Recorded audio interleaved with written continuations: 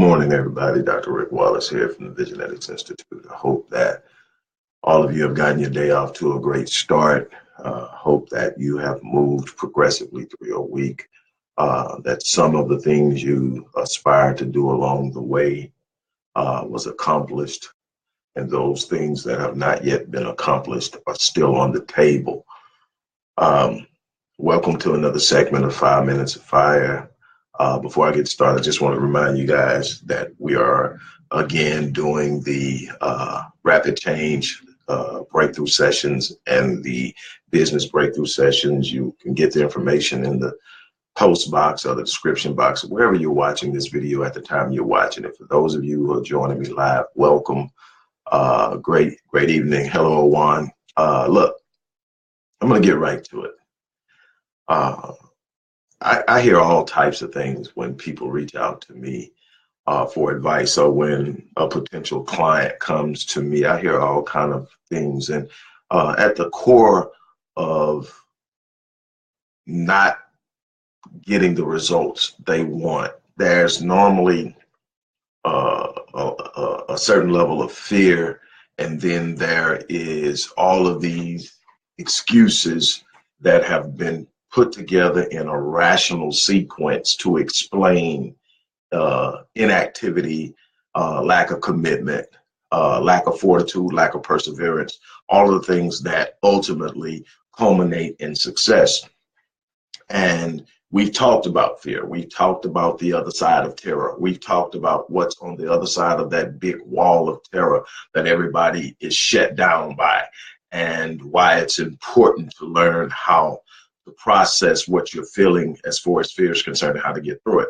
But another big issue that I consistently engage is this idea that it's going to be easy, that all of a sudden, if I just come up with the right strategy, if I just meet the right person, if I just get this, if I just get that, if I just get, then it's going to be easy. And so when it comes to that point that it's not easy, you shut down.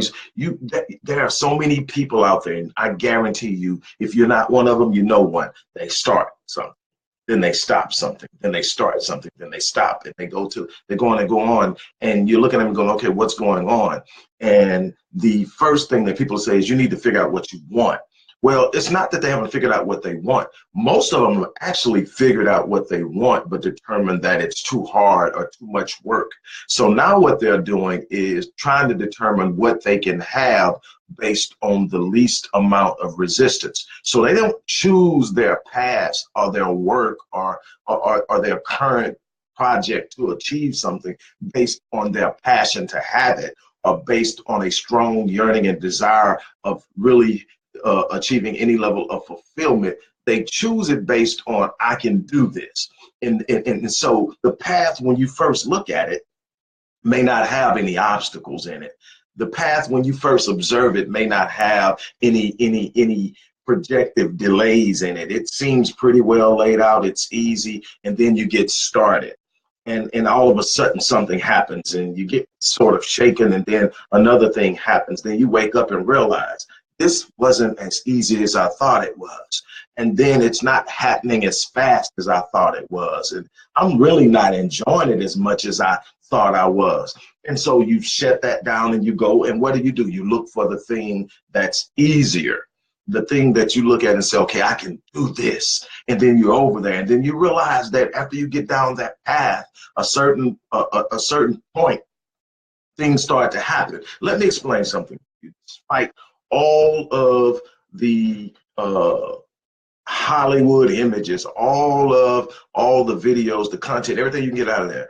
Anytime, if anybody tells you that you can get anything of significance without being challenged, without being pushed back, without being knocked down, without being challenged in every possible way, you need to tuck your tail and run, because they're full of it. What I can tell you is you're going to experience pain. You're going to experience difficulty. It's going to be challenging.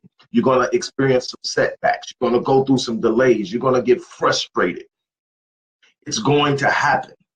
It's not in the absence of struggle that you obtain the great things that you have the capacity to obtain. It's in the commitment to the journey. It's in the commitment to the process. It's in deciding that no matter what I am going through at this moment, I am going to see it through. I'm built for this. I'm designed and I'm prepared through the experiences of life and the detail of my intimate design, spiritually, physically, emotionally, and psychologically, to overcome it. Yeah, that I mean, you got more people in this world than you even could imagine that have chosen their route not based on their destination, but based on their perception of the journey. Yeah, I'm not doing this because it's really what I want to do. I'm doing this because it's what I believe I can do, and it's what I believe is easier. What I would really like to do is, but how many times have I heard that? I would really love to do this, but so you over here doing this, why? Because it's easier. Because if I wake up every morning and I do this, it's easier. But I'm not fulfilled. I'm not satisfied. All of the anxiety, frustration, struggle, heartache that I thought I was avoiding by not going after that thing I really wanted, I'm still feeling it over here, and then I have nothing to show for it. Let me explain something to you, and I want you to really listen to me. The first thing you got to do is really truly determine what it is you want in life, not based on how easy you think it's going to be, not based on how many people believe you can do it, how many pats you get on the back, or how many people are going to validate it, not based on what you saw somebody else do because they're not you, based solely on the fact that I really, really, really, really have a passion for it. And then you got to say, okay, if this is what I want to do, then you've got to ask yourself the biggest question of all, why? Why do you want it? What's your why? Your why is going to determine whether you get it done or not. If your why is not big enough, if your why, see, you're going to run into some problems. It's going to happen. You're going to run into some problems. And you're going to run into some problems that are bigger than you. And when you look at it from a rational perspective, you just don't have it. I mean, it's bigger than you. It's going to consume you, except for one thing. Your why is bigger than it is. Your why is going to remind you why you can't quit. Your why is going to demand of you that you stand firm and stand up. Your why is going to sit up and say, it's either going to happen or it's going to kill me, but I am not going to quit. Why? Your why is so important. For a lot of you, your why is, I've got to give my family a better life. For some of you, your why is, I cannot fail at this. For some of you, your why is, the world needs me to be this. For some of you, you're looking at it and you see what you've come from and you can't go back. So your why is, I'll never go back to that. I want to be a better father. That's a great why. I want to be a better husband. That's a great why. I want to be an influence on the world around me. I want to be better capable of helping people live their lives at a different level. Whatever your why is, it's got to be bigger than any challenge you're going to face. And you got to just sit up and you ask yourself, a long time ago, I sit up and I ask myself, what is the worst possible thing that could ever happen? I could die. So I could die. And then I started to say, well, how many things that I really want to do in life will actually kill me? That's the worst thing. But how many of these things will actually kill me? There are a lot of them that'll make me uncomfortable. There are a lot of them that'll put me at an inconvenience. There are a lot of them that will cause me to have to wake up a little earlier, do a little bit more, stay up a little later. There are a lot of them that'll cause me to have to put up with hatred and resentment and all kind of other negativity. That's all that. But how many will actually kill me?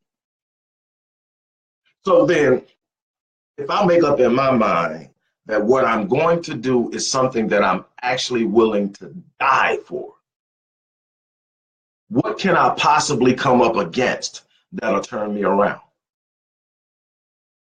I believe it was Dr. Martin Luther King that says that a man that doesn't have something for which he is willing to die is not fit to live. But see, that's the problem with the vast majority of the people, especially in this microwave culture, is nobody's willing to go the distance. Nobody has that thing that they will absolutely, under no circumstance, quit on.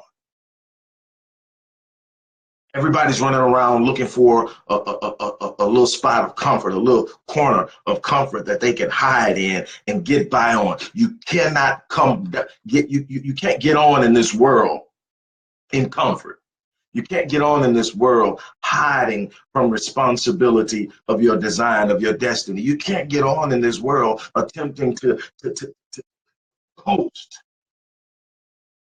Because what I can tell you is, while you got a lot of people pretending that they're good with where they're at, when I sit down with them and I start to peel those layers back, I find out that all the misery they were running from, they're still experiencing, but they have nothing to show for it.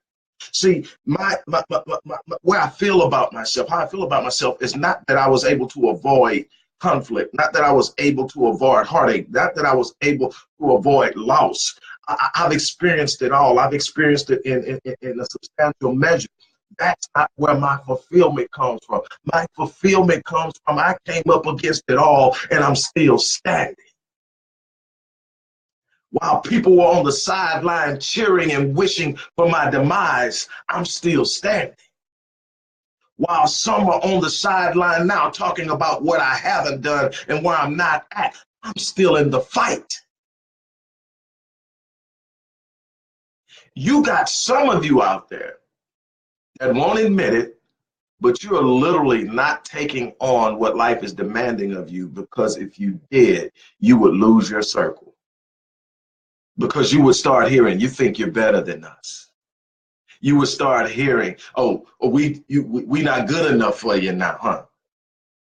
You will start hearing, what makes you think you can do that when you came from, the ones that like to remind you of who you used to be, consistently and constantly hoping it would draw you back into that. You know why they keep doing that? You know why they keep sitting up reminding you of what you used to be? You want to know why they feel like your success means you think you're better than them? Because your success reminds them of their failures. You going after what you believe belongs to you reminds them that they gave up on theirs. That's why. I guarantee you, find a person who's living in their purpose and going after what they believe is theirs at any level, especially those that are successful, and find out how many times they're sitting up pointing out the fallibilities in someone else. Find the people who are putting it on in this world in whatever area you want to say they're putting it on in finance, in marriage, in business, in education, in whatever they're doing, in academia. And then look at them and tell me how many times you see them going after somebody, pointing out their negative flaws and talking them down. No, see, they already understand that that type of frequency, that type of vibration doesn't produce the things they want. They're too busy focusing on what they need to do. They understand the magnitude of the challenges that they're facing on a regular basis, and they can't get caught up in the negative things that are going on over here. They prove someone wrong not by pointing a finger and talking them down, but by showing them what's right, by the actions that they take, by the way they live their life, by the way they handle their business. What I'm trying to get you to understand is it's not going to be easy. What I'm trying to get you to understand is that the things that your heart is yearning for are going to call you to go to some places in which you are not comfortable in going. But this is what you've got to understand, that in order for me to do some things that I've never done in my life, that means I've got to take some practices and develop some behaviors and some ways of thinking that I haven't commonly done in the past. And that's going to be uncomfortable. In every graduation of life that I've entered into, whether it's academia, whether it's business, whether it's finance, whether it's relation, whatever it is, it caused me to enter into a level of discomfort. It caused me to get into a place that I wasn't familiar with. It caused me It called for me to walk out of a room where I was the big chief standing, the smartest person in the room, the biggest bank account in the room, the whatever, and walk into a room where I may have been marginalized and minimalized initially, but I was in a room with bigger fish doing bigger things that challenged me to move beyond the moment in which I was living. And that's how I graduated. Every time you graduate or transition in life, you move into an area in which you're uncomfortable. You move into an area that challenges you. You move into an area where you don't have all the answers. That's the process. You got to go out and find it. You got to go out and create it. You got to go out and make it. It's not going to come easy. If it's that easy, you might want to just step away from it and put it down. Because while you may get it done, it doesn't come with the fulfillment that your heart is yearning. And that fulfillment may not come with money. That fulfillment may not come with material things. That fulfillment may not come. You've got to know what your heart is yearning. You've got to know what's driving and what's important. Because if you do it right, all the little material trinkets that everybody so desperately lusts for will come as a secondary result of you putting in the work to be the best person you can be. And when you're the best person you can be, it's about the lives you touch. You know, but when you do it right, when you increase your value by increasing your capacity to positively impact the world around you, you automatically increase your earning potential. How many books have you read in the last month? Some of you are going like, month? I like read one in the last year or last 18 months. There is a distinct line between those who are successful and those who are not when it comes to readership. The average person in this country reads one book a year. The most successful 1 to 5% read anywhere from 3 to 4 books per month. You've got to increase who you are, your value, your knowledge, and understanding. Whatever values were passed on to you as a child by your parents, your grandparents, your peers, your school teachers, that whatever, whether it was good or bad, is where you got your start. See, it doesn't matter where you got your start. It doesn't matter what you went through or what you've had to endure. At the end of the day, it's going to be the decisions you make to move towards something greater that will determine what you will become.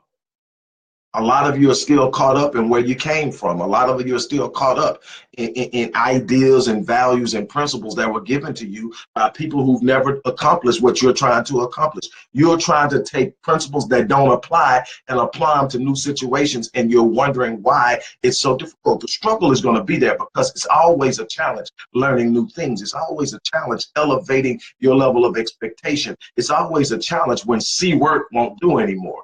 And we live in an environment where C work is acceptable and most people won't even frown upon it.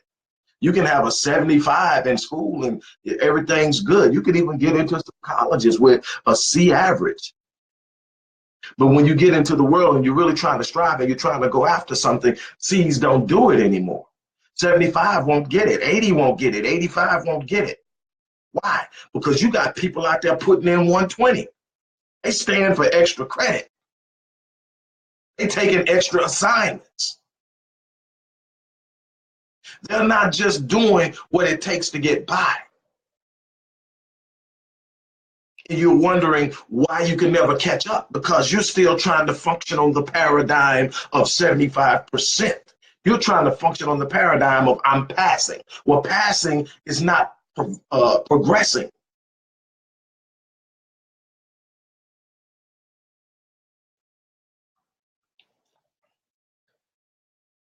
You have to understand that anything in this life worth having, to me, when I think of the thing that I hold the highest value to, where I'm at in this life today, while, I love business, I love working with people, I love the idea of rebuilding, what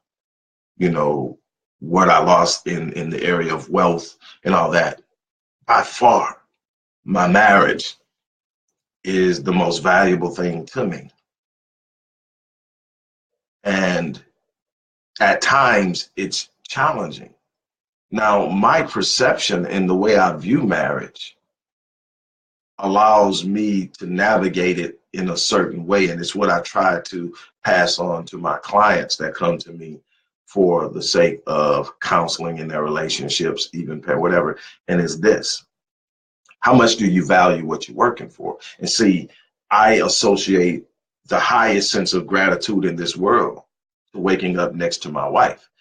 I've said this before. When I wake up in the morning, the first thing I do, never mention, never say anything to her, but I look over to my left and I see the cover rise, meaning she's breathing. When I see that, I get up, I got a smile on my face. It doesn't matter how we've gotten along for the day or before or where we've gone through or whatever. It just simply matters that my greatest blessing is still with me. And so everything else in this world is negotiable. If I ever have to deal with that not being there, I'll find a way. But until now, that's what I rest my foundation for gratitude on, is that I wake up and she's still with me. And then, like I say, with that there, what else can I come against that can measure that and rob me of that gratitude? Because see, it's the gratitude that solidifies my position and my passion. See, it's why I don't become frenetic and unglued when things don't go my way, or when things are not happening as fast as I think they are, or when it's not flowing the way I think it is. That's why people look at me and say, you don't see the gravity of the moment. You're not bothered by. No, it's that I have been through enough in my life to know that the things that everybody is getting so frustrated and upset about will come to pass. When you wake up and when you've gone around the world and you've seen kids born with no limbs whatsoever. The other week, probably about maybe a month ago, my wife showed me a video, and there's a little boy on the kitchen floor, no arms, no legs, I think still, maybe not even 2. And he's playing soccer with his mom in the kitchen. He's literally rolling on the floor and waving his body and using his hips to kick the ball. And he's got this big smile on his face. And you think you have a problem. If you really think you have a problem that's so huge that it should shut your world down, you haven't explored the lives of the people in whatever city you're in. I don't care how small it is. It's somebody doing worse than you.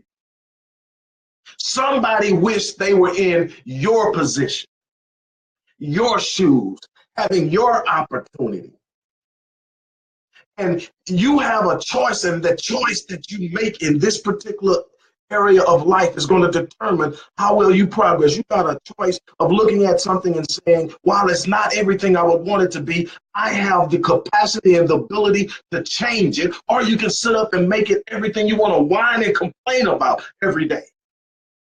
And the moment you choose to complain, you change your frequency, you lower your vibration, and you guarantee more negative things to come.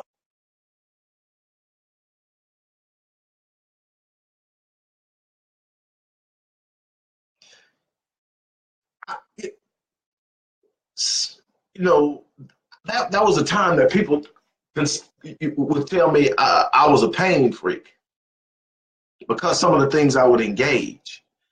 Say, no. They said, why are you smiling? Because I see the opportunity in front of me. You see the problem, I see the opportunity.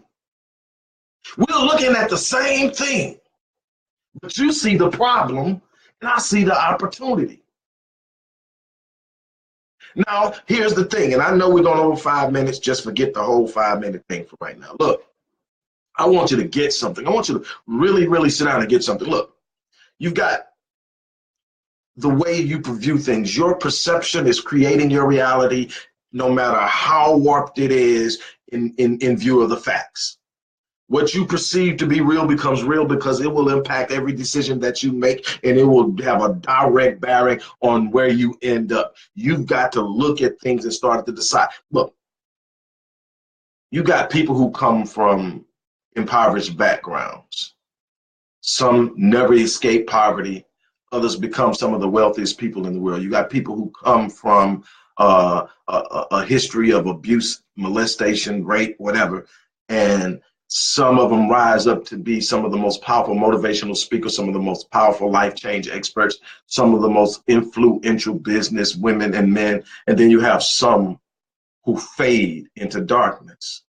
And you can go on, and you can make these parallel draws. And the one constant variable that determines that is perception. How do I see it? Do I see myself as a victim, or do I see myself as a conqueror, as a winner, as somebody who has the capacity to change any situation in my life that I don't agree with? Say, Rick, man, I'm looking at this, and this is this, and this is this is. I'm looking at, and I say, you see the facts, but see, there's something that transcends facts. It's called faith. Faith transcends facts. I say all the time when I'm dealing with the negative that facts mean absolutely nothing to the conditioned mind. But what most people don't get is that works on the positive side too. If I've been conditioned to see the positive, I've been conditioned to believe that no matter how bad it gets, I'll win. If I've been conditioned to see a situation that and learn that and conditioned to believe that the harder it is, the tougher it is, the more painful it is, the greater the reward, that explains the smile on my face. If you have been conditioned to believe the worse it is, the badder it gets, the horrible it's going to feel, and life is just never going to get any better, that explains your frown, your crying, your complaining. See, you have to understand that if I'm built for this, if I'm literally built to overcome it, why am I worried about it? I was talking to a client a couple of weeks ago, and I asked them to write down 10 things that were positives and strengths, and 5 things that were weaknesses and inabilities. Then I asked them to give me the number 1 strength and the number 1 inhibitor. And when it was said and done, the number 1 strength actually canceled out the number 1 inhibitor. But because the focus was on the inhibitor had held them in check. It's all about perspective. You're looking at the wrong side of the ledger. Yeah, it's going to be hard. Yeah, it's going to be difficult. Oh, if you want a good, strong marriage, be prepared. If you want to build a business, prepare for setbacks. If you want to grow wealth, prepare for sacrifice. Some lean years, some struggles. If you want to build a strong business, it's going to take some time, some mistakes, some failures, some setbacks, some why that didn't work. Your failures are your feedback from God, or your feedback from the universe telling you what you did wrong, telling you what you need to change, telling you what won't work. When you allow your failures to teach you, you grow. When you allow your failures to define you, you regress.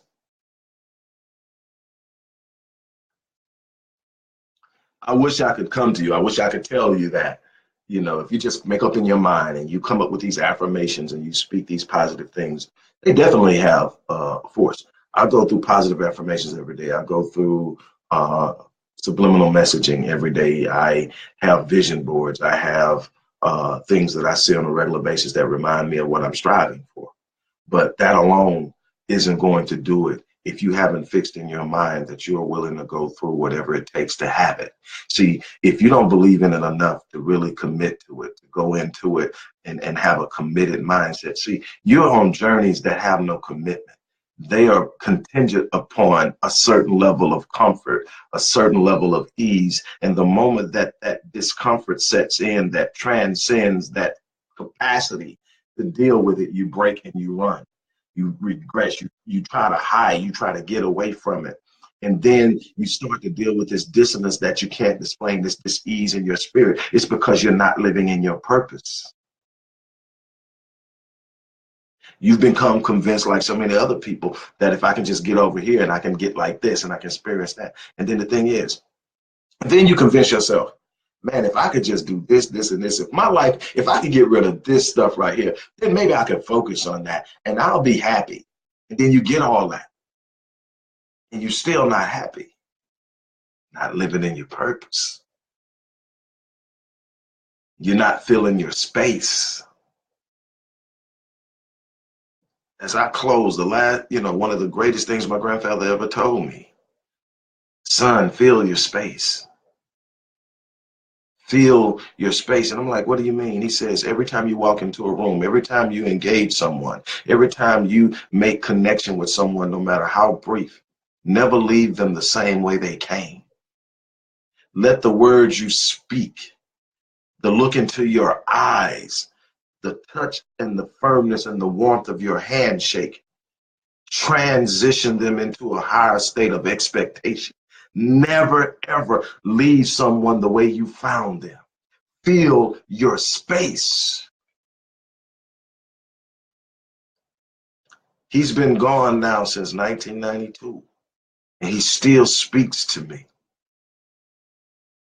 I can still hear him say, fill your space. I can still hear him say, son, you're going to be either going into a storm, in a storm, or coming out of one. Your number one responsibility when you're in the storm is to make sure you come out a better man than when you went in. Son, if you do that, if you just make sure you let the storm shape and mold you and grow you, you won't have to pursue greatness. It will overtake you. I can hear him talking to you. This is what I'm going to leave you with. Fill your space. Make it a point to not let one person you come in contact with leave the way they met you. Leave the way they came in contact with you. Leave the way they came into the conversation, the conference meeting, whatever. Touch the lives of the people you come in contact with in a positive way. That seed you plant will bear forth a harvest, and you will only get back what you plant. Like energy, energy attracts like energy. What you're emitting consistently is what you're getting. I dare you. Stop looking for ways to discredit the truth and start living it. Stop looking at the messenger and observe the message. You see, it's easier to discredit the messenger and not have to face the accountability of the message. But there's no growth in that. There's no win in that. Every person you come in contact with has something in their past. Every person you come in contact with has made some poor decisions. Every person you come in contact with has failed at different stages in their lives. And if they're really striving and fighting to do something, fail at something every day. That's the truth. But ask yourself, have they accomplished something that I want to accomplish? Is it something that I can see that they've done that I want to do? Is it something about their spirit that motivates me and moves me and inspires me? Start looking for the positive and stop magnifying the negative in your life. With that being said, I'm going to check out of here. I encourage you to go after excellence in your life every day. Wake up and know that there's room for improvement. There's room to know that knowing is an evolution, not a destination. And so with that being said, I'm going to check out of here. As I always say, man, I live my life on full, and I do that so that whenever I leave this world, I leave it on E. I leave it not having left anything unaccessed, unactivated, and unactualized. I am telling you that the last thing you want to do is be a contributor to the wealth of the cemetery. You know, where dreams were buried, where books that were never written were buried, where inventions that were never engaged were buried, where hopes were buried because nobody engaged them, nobody went after them.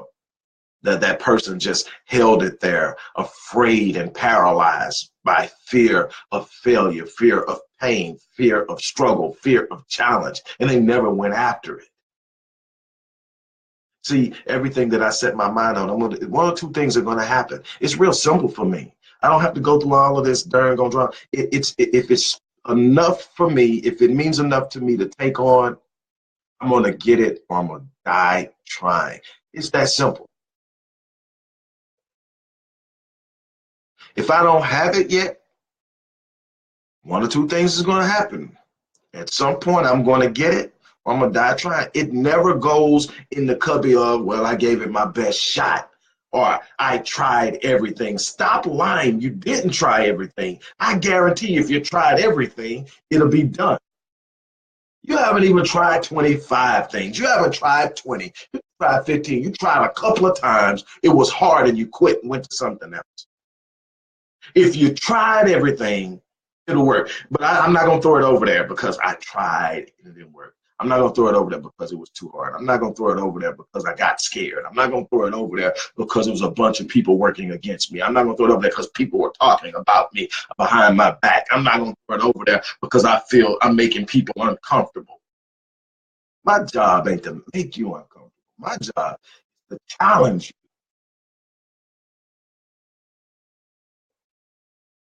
Challenge you to the point you get in your mind that there's not one room you can walk in, no matter who's in it, that you become intimidated.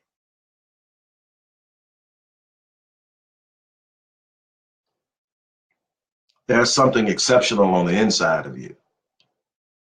But if you keep hiding behind comfort, you'll never discover it. With that being said, I'm out here.